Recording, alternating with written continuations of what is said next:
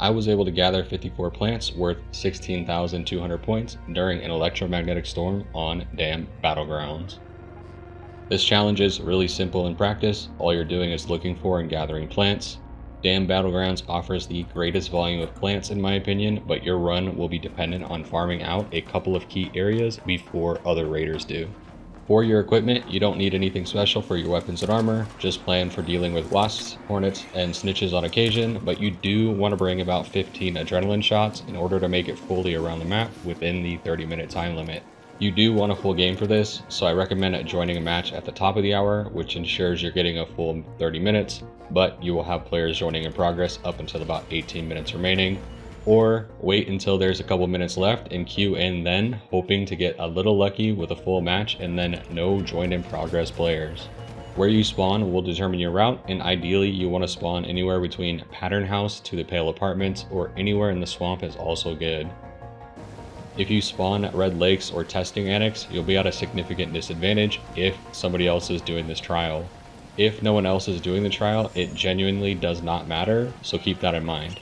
The plants you'll be farming are great mullein, moss, agave, and mushrooms.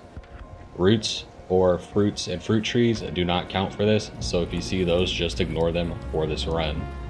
Your route overall needs to not backtrack a whole lot. A small amount is fine, but anything more than 1 to 2 minutes of backtracking means you'll miss a section and a potential score increase. For your adrenaline shots, save 5 for the last 5 minutes in case you need to haul it for the extraction. Then, in general, use a shot if you're exhausted and there aren't plants nearby. You'll regain a lot of stamina when you harvest plants, so try not to use these too close to your plants or you'll lose the value from it. The key area you want to try to get to immediately off of spawn is the hydrodomes. It's risky, raiders go there often during electromagnetic storms. There's also bastions, hornets, and a leaper that all like to roam in that area. You're looking primarily for moss, which can be found within the growers all throughout the domes. You can find moss inside growers outside the domes as well, but you'll have to balance risk versus reward on searching for those. Additionally, inside one of the domes, you'll find a small area of water that has great mullein and sometimes mushrooms to farm. This area itself is anywhere from 25% or more of your total score, depending on your RNG and how many spawns you get. To keep this simple, I'm just going to walk you through my route, instead of trying to break everything down by section and making it more confusing than it could be. Just make sure that you adjust your route accordingly to not backtrack a whole lot.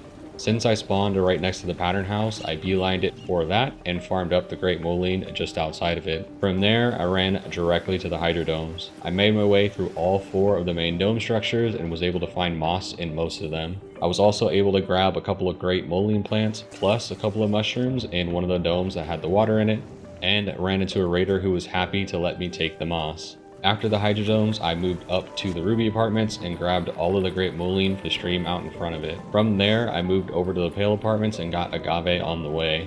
The Pale Apartments have a fair amount of agave plants that can produce a lot to farm, but it can be hit and miss as to how many can actually be harvested.